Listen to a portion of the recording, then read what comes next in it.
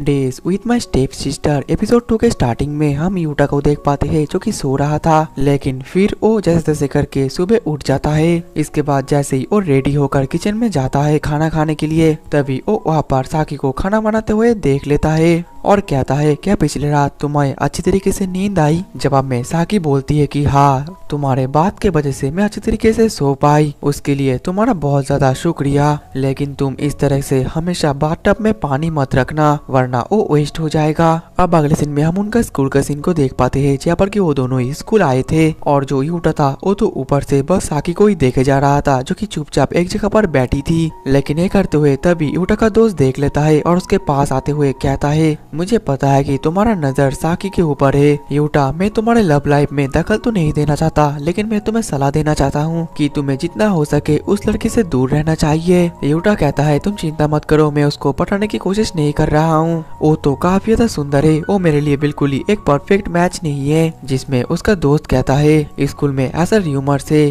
कि साकी अपने शरीर को बेचती है और गंदा गंदा काम करती है, इसी कारण से वो ज्यादातर लोगों से दूर रहती है और उसके सुनहरे बाल भी है, यहाँ तक कि उसने पियर्सिंग भी करा है। उसे देखकर ऐसा लगता है कि वो एक बैड एस लड़की है और कई बार तो उसको होटल से भी आते हुए देखा गया था। ये सब सुनकर यूटा कहता है लेकिन ये सब कुछ तो बस अफवाह है, सच थोड़ी ना है। उसका दोस्त कहता है बेसबॉल टीम के एक लड़के ने साकी से एक बार कन्फेस किया था, लेकिन साकी ने तो उसको आसानी से रिजेक्ट कर दिया। और ये बोलते हुए तो यूटा का दोस्त वहाँ से चला जाता है। देन अगले सीन में हम टेनिस ग्राउंड को देख पाते हैं जहाँ पर की लड़की और लड़के टेनिस खेल रहे थे और उसी में से एक लड़की जो कि काफी ज्यादा चेयरफुल थी और इसका नाम है माया, और इसको देखकर ऐसा लगता है कि ये सभी के दोस्त है और सभी को अपना बना लेती है। वहीं पर हम यूटा को भी देख पाते हैं जो कि बस उस खेल का ही देखे जा रहा था और साकी भी उसके साइड में बस गाने सुने जा रही थी और खेल को देखे जा रही थी। और ये जब यूटा देखता है तो उसके पास जाकर वो बात करने लगता है और बोलता है कि साकी क्या तुम क्लास को स्किप कर रही हो। साकी बोलती है नहीं, और क्या तुम अब मुझे बड़े भाई की तरह सलाह दोगे। जिसमें यूटा कहता है अगर तुम किसी को जानते हो और उसको अकेले बस चुपचाप बाहर बैठे हुए देखते हो तो क्या तुम उसके लिए चिंता नहीं करोगे या फिर उसके पास जाकर उसके बारे में नहीं पूछोगे। साकी कहती है तो फिर क्या अब तुम मुझे लेक्चर देने वाले हो। यूटा कहता है मैं ऐसा नहीं हूँ कि हर किसी को लेक्चर देता फिरूं, मैं बस क्यूरियस था कि आखिरकार तुमने टेनिस क्यों चुना। साकी कहती है मैंने टेनिस को इसलिए चूज किया क्योंकि माया ने मुझे फोर्स किया था, लेकिन इसके अलावा भी मेरे भी एक पर्सनल रीजन है। यूटा कहता है साकी क्या तुम माया के साथ अच्छे तरीके से घुल मिल चुकी हो। जिसमें साकी कहती है कि हाँ, क्योंकि माया एक ऐसी लड़की है जो कि हर किसी के साथ आसानी से घुल मिल जाती है। और फिर साकी पूछने लगती है यूटा आखिरकार तुमने टेनिस क्यों चुना। यूटा कहता है मुझे ये चुनने का कोई खास अच्छा कारण नहीं है। साकी बोलती है तुम चिंता मत करो क्योंकि मेरा भी इसको चुनने का कोई खास वजह तो नहीं है। यूटा कहता है मैंने टेनिस इसलिए चुना क्योंकि इसमें टीम अप करके नहीं खेला जाता, मैं नहीं चाहता कि मेरा टीम मेरे ऊपर एक्सपेक्टेशन करे और मैं भी किसी के ऊपर एक्सपेक्टेशन नहीं करता। साकी थोड़ा सा हैरान होकर बोलती है क्या सच में, लगता है हम दोनों एक ही जैसे हैं, मैं भी किसी टीम के साथ खेलना पसंद नहीं करती और मैं लड़कियों से भी दूरी बनाए रखने की कोशिश करती हूँ। यूटा कहता है क्या तुम्हें अपने क्लास में घुल मिलने के थोड़ी दिक्कत होती है क्योंकि तुम इतनी ज्यादा फैशनेबल हो कि सभी तो तुमसे अट्रैक्टेड होंगे। साकी बोलती है ऐसी बात नहीं है, मैं मानती हूँ कि मैं फैशनेबल हूँ लेकिन कोई भी मुझे परेशान नहीं करता और मैं अपना अकेले का टाइम बहुत ही ज्यादा अच्छी तरीके से एंजॉय करती हूँ। वहीं पर हम माया को देख पाते हैं जो कि अपने दोस्तों के साथ काफी ज्यादा बात और हंस खेल रही थी। देन अगले सीन में उनका स्कूल खत्म हो जाता है और यूटा तो घर पर आ जाता है। वहीं पर जो साकी की मॉम थी वो भी अपने काम पर ही जाने लग रही थी। यूटा कहता है हमें माफ कर देना, हमारी वजह से आपको बहुत ही ज्यादा दिक्कतें होती है। जिसमें साकी की मॉम बोलती है कोई बात नहीं, मैंने डिनर बना कर रखा है और ये तो मेरा कर्तव्य है, तुम ज्यादा चिंता मत करो। और साकी की मॉम ये भी बोलती है कि मैं एक बारटेंडर हूँ इसलिए मेरे काम में मेहनत तो है लेकिन उतना ज्यादा मेहनत भी नहीं है। और साकी की मॉम की ये बात सुनकर यूटा थोड़ा सा हैरान हो जाता है और फिर साकी की मॉम वहाँ से जाने लगती है और जाने से पहले कहती है यूटा साकी का अच्छे तरीके से ख्याल रखना। अब अगले ही पल हम यूटा को देख पाते हैं जो कि पढ़ाई कर रहा रहता है, लेकिन तभी वहाँ पर साकी आ जाती है और उसके दरवाजे को नॉक करती है। यूटा कहता है कोई बात नहीं, तुम अंदर आ सकते हो। साकी कहती है मैं घर पर आ गई। यूटा कहता है वेलकम होम। और फिर साकी लाइट जला देती है और बोलती है इतने अंदर में पढ़ाई मत करो, तुम्हारे आगे खराब हो सकता है, तुम पार्ट टाइम जॉब और पढ़ाई एक ही साथ करते हो, तुम तो काफी ज्यादा हार्ड वर्किंग और अमेजिंग हो। यूटा कहता है ये इतना भी ज्यादा अमेजिंग काम नहीं है। तभी साकी यूटा से पूछने लगती है क्या तुम्हें पता है किसी ऐसी जॉब के बारे में जो आसान भी हो और पैसे भी बहुत ही ज्यादा मिले, क्योंकि मैं भी कुछ पैसे कमाना चाहती हूँ लेकिन मैं नहीं चाहती कि मुझे पैसे कमाने के लिए ज्यादा समय देना पड़े। ऐसा कोई जॉब जो कि 1 या 2 घंटे के लिए मुझे 10,000 20,000 येन दे। यूटा बोलता है मुझे तो नहीं लगता कि ऐसा भी कोई जॉब है जो कि इतने कम समय में इतना पैसा दे सकता है। साकी बोलती है मुझे पता है इतने कम समय में इतना ज्यादा पैसा कमाने के लिए बस एक ही रास्ता है, वो है बेचना। यूटा तो ये सुनकर हैरान हो जाता है और कहता है बेचना, आखिरकार तुम्हारा मतलब क्या है? जिसमें साकी बताने लगती है मैंने एक बार पढ़ा था कि अगर आप पैसा कमाना चाहते हो तो फिर आपको खुद को ही बेचना आना चाहिए। और ये सुनने के बाद तो यूटा कुछ और ही समझने लगता है। फिर वो कहता है साकी तुम्हें पैसा कमाने के लिए अपने सेल्फ रिस्पेक्ट भी बजाय रखना चाहिए। साकी बोलती है हाँ मुझे पता है और मैं अपने सेल्फ रिस्पेक्ट को बचा कर ही रखती हूँ। यूटा कहता है क्या तुम ये बात अपने मॉम के सामने बोल सकती हो? साकी कहती है कि हाँ मैं जरूर कह सकती हूँ और इसके अलावा भी वो मुझे एडल्ट बनते हुए देखकर खुश होंगी। यूटा कहता है क्या सच में? तुम्हारी परवरिश तो बहुत ही अच्छी हुई है। ये सुनकर साकी पूछती है क्या तुम्हारा फैमिली डिफरेंट है? क्या तुम जब काम करने लगे थे तब तुम्हारे पापा खुश नहीं थे? जिसमें यूटा कहता है मुझे नहीं लगता, अगर मेरे ऐसे काम पर मेरे डैड खुश होते तो मुझे अच्छा नहीं लगता। साकी कहती है क्या मतलब तुम ऐसा काम नहीं करते?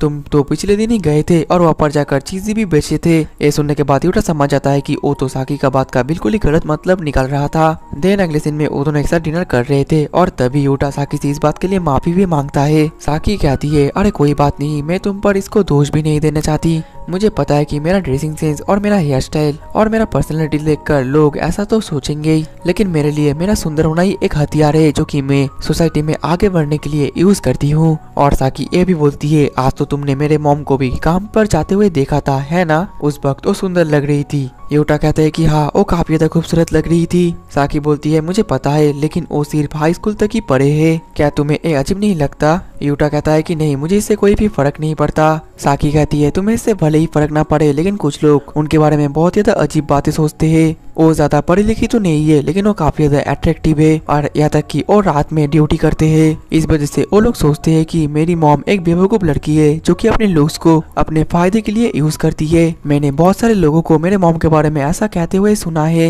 ये सब सुनने के बाद यूटा कहता है लोग तो बहुत ही ज्यादा बकवास बातें करते हैं। साकी कहती है हाँ तुमने बिल्कुल सही कहा, इस सभी बातें बकवास है। समाज ऐसा ही है, अगर तुम अच्छे दिखते हो और तुम इंटेलिजेंट नहीं हो तो लोग बोलेंगे कि तुम आगे बढ़ने के लिए अपने बॉडी को यूज करते हो, लेकिन तुम अगर अच्छा नहीं दिखते और इंटेलिजेंट हो तो फिर लोग बोलेंगे कि तुम बहुत ज्यादा गंदा दिखते हो। ये सब सुनने के बाद यूटा कहता है मैं समझ सकता हूँ कि आखिरकार तुम क्या बोलने की कोशिश कर रही हो। साकी बोलती है इसी वजह से मैं अपने लुक्स को अपने हथियार बनाती हूँ। मैं अपने फैशन को परफेक्ट करना चाहती हूँ, मैं हर एक चीज में परफेक्ट होना चाहती हूँ, पढ़ाई करना चाहती हूँ और अपने आप को एक स्ट्रॉन्ग बनाना चाहती हूँ। इसी वजह से तब मैंने तुम्हें एक पार्ट टाइम जॉब के बारे में पूछी थी और यही मेरा फर्स्ट स्टेप होगा गोल को पाने का। यूटा कहता है क्या तुम सच में पार्ट टाइम जॉब करना चाहती हो? क्योंकि वो बहुत ज्यादा थकावट भरी होती है। साकी बोलती है मैं सेल्फ डिपेंडेंट होना चाहती हूँ। जिसमें यूटा अपने मन में कहता है ये खुद को साबित करना चाहती है लेकिन किसके सामने, किसके लिए? फिर वो अपने पास्ट के बात को सोचने लगता है जहाँ पर कि वो और उसकी मॉम खाना खा रहे थे। जिसके बाद साकी उससे कहती है तुम भी वैसा ही हो है ना? यूटा बोलता है कि नहीं मैं तुम्हारे जितना इतना ज्यादा स्ट्रॉन्ग नहीं हूँ। और फिर यूटा का खाना खत्म हो जाता है और फिर वो कहने लगता है ठीक है मैं तुम्हारे लिए पार्ट टाइम जॉब ढूंढूंगा, मेरे जॉब के वहाँ पर एक सीनियर है, मैं उससे भी पूछ लूंगा। जो सुनकर साकी उसको शुक्रिया कहती है और बोलती है लेकिन मैं नहीं चाहती कि बिना कोई मतलब के तुम मेरी मदद करो, वरना ये तो नाइंसाफी हो जाएगा। तो फिर तुम मुझे बताओ कि आखिरकार मैं तुम्हारे लिए क्या कर सकती हूँ। जिसमें यूटा कहता है मैं मिसो सूप खाना चाहता हूँ, इसलिए तुम मेरे लिए हर दिन मिसो सूप बनाओ। साकी कहती है क्या तुम मुझे कन्फेस कर रहे हो? यूटा चौंककर बोलता है कि नहीं, आज से पहले मैं इंस्टेंट मिसो सूप के अलावा कुछ नहीं खाता था, लेकिन आज मैंने जो मिसो सूप खाया वो बहुत ज्यादा टेस्टी था। लेकिन तुम्हारी मॉम काम पर जाती है और उनके लिए इतना ज्यादा खाना बनाना मुश्किल हो सकता है, इसलिए अगर तुम मिसो सूप बनाते हो तो उनका कुछ हेल्प हो जाएगा। जिसमें कि साकी मान जाती है और कहती है ठीक है मैं तुम्हारे लिए हर दिन खाना बनाऊंगी। यूटा कहता है तो फिर मैं तुम्हारे लिए जॉब ढूंढना भी शुरू कर देता हूँ। अब अगले दिन यूटा के पापा साकी को खाना बनाते हुए देखकर हैरान हो जाते हैं और वो इस बारे में यूटा से बोलते हैं, जिस वजह से यूटा साकी को कहता है कि आखिरकार तुम ब्रेकफास्ट क्यों बना रहे हो। जिसमें साकी कहती है क्या तुम कल की बात भूल गए थे कि हम दोनों ने एक कॉन्ट्रैक्ट किया था।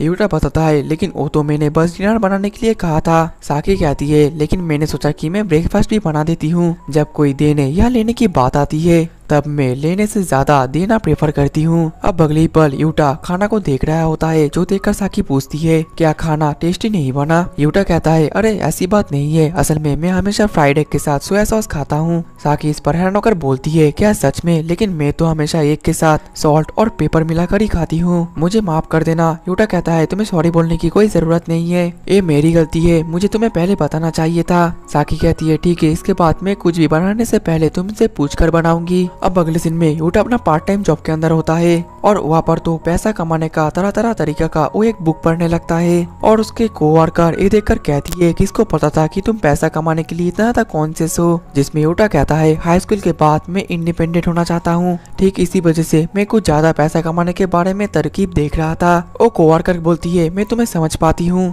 यूटा कहने लगता है, अब हमारी फैमिली पहले से बड़ी हो चुकी है और इतने कम पैसों से फैमिली को चलाना मुश्किल हो सकता है। यह था कि अब तो मेरी एज की मेरी एक बहन आ चुकी है, इसलिए मुझे नहीं लगता कि हाई स्कूल के बाद मैं उनके साथ रहूं। वो कोवर्कर बताने लगती है, लेकिन मुझे भी नहीं लगता कि ये तुम्हारी बहन की वजह से होना चाहिए। यूटा कहता है, तो फिर क्या एक गलत बात है? जिसमें यूमेरी कहती है, ऐसी बात नहीं है, एक बहन जो कि तुम्हारी एज की है और तुम्हारे लिए काफी ज्यादा मददगार हो सकती है। अगर तुम अकेले अपने हाथों से सभी काम नहीं कर सकते तो तुम्हें कभी कभी लोगों के ऊपर निर्भर होना चाहिए। जो सुनने के बाद यूटा कहता है, क्या ये तभी भी ठीक रहेगा जब हम उनके लिए भारी बोझ बन जाएंगे? यूमेरी कहती है, क्या तुम्हें पता है कुछ लड़कों को मोटी लड़कियां भी पसंद आती है? यूटा बोलता है, मैं तुमसे इस बारे में बात नहीं कर रहा हूँ। यूमेरी फिर कहने लगती है, पैसा बहुत ही अलग चीज है, अगर तुम्हारे पास ज्यादा पैसा है तो अच्छी बात है, लेकिन अगर कम पैसा है तो उसको बढ़ाने के लिए तुम्हें किसी का मदद लेना ही चाहिए। और फिर यूटा वहाँ से जाने लगता है। तभी यूमेरी उससे ये भी कहती है कि तुम्हें अपने फैमिली के ऊपर निर्भर रहना चाहिए। अब अगले दिन में यूटा इस सभी बातें साकी को बता देता है और कहता है, मुझे माफ करना, मैंने तुम्हारे पार्ट टाइम जॉब के लिए कुछ भी नहीं ढूंढ पाया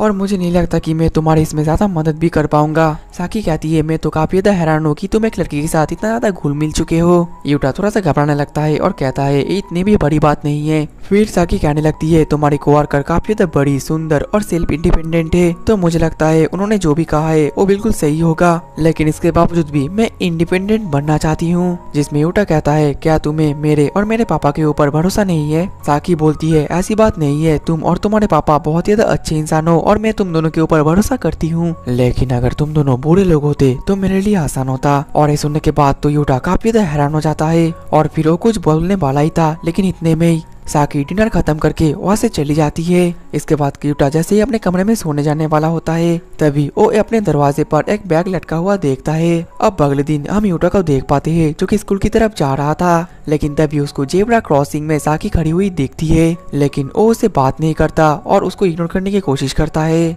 और फिर साकी रास्ता पार कर रही होती है, लेकिन उस वक्त तो वो अपने कानों में ईयरफोन लगा रखी थी, जिससे साकी को पता नहीं चलता कि वो तो एक ट्रक का सामने आ चुकी है। और ये देखकर तो यूटा काफी ज्यादा हैरान हो जाता है और जल्दी से उसको बचाने की जाने की कोशिश करता है। अब अगले दिन में हम उनके स्कूल के अंदर साकी और माया को टेनिस खेलते हुए देख पाते हैं और यूटा भी खड़ा होकर उन लोगों को टेनिस खेलते हुए देख रहा था। और तभी वो कुछ समय पहले के सीन को सोचने लगता है जहाँ पर यूटा ने तो साकी को बचा लिया था और वो उसके ऊपर गुस्सा कर रहा था, तुम काफी ज्यादा केयरलेस थे, तुम मर भी सकते थे और मैं इसको इतना आसानी से इग्नोर नहीं कर सकता। वहीं पर साकी तो काफी ज्यादा डरी हुई थी और वो यूटा को सॉरी भी कहती है। अब अगले ही पल बारिश होने लगता है और यूटा का तो क्लास खत्म हो जाता है और वो लोग घर जाने वाले थे, लेकिन तभी यूटा नोटिस करता है कि साकी तो अम्ब्रेला नहीं लाई थी, जिस वजह से वो बाहर खड़ी हुई थी। अब अगले दिन में हम यूटा को देख पाते हैं जो कि घर पर पहुंच जाता है, वो भी पूरी तरीके से भीग कर। और वही दूसरी तरफ जो साकी थी वो तो यूटा का छतरी लेकर ही आ रही थी, तो हमें पता चलता है कि यूटा ने तो अपनी छतरी साकी को दे दिया था। देन यूटा नहा रहा होता है और वो उसी बात के बारे में सोचता है जब साकी ने उससे कहा था कि वो सेल्फ डिपेंडेंट होना चाहती है। इसके बाद यूटा जैसे ही नहाकर बाहर आता है तभी वो घर के अंदर साकी और माया को बैठे हुए देखकर बहुत ज्यादा हैरान हो जाता है। और इसी के साथ ही दोस्तों हमारा एपिसोड 2 भी खत्म हो जाता है। आप लोगों ने इस एनिमे में बहुत ज्यादा प्यार दिखाया है, तो आप लोग अगर इसका नेक्स्ट एपिसोड चाहते हो तो ज्यादा से ज्यादा कमेंट करो, क्योंकि इसका नेक्स्ट एपिसोड भी रिलीज हो चुका है। मैं इसको बहुत जल्द अपलोड कर दूंगा। मिलते हैं नेक्स्ट एपिसोड में, तब तक के लिए टाटा बाय बाय सायोनारा।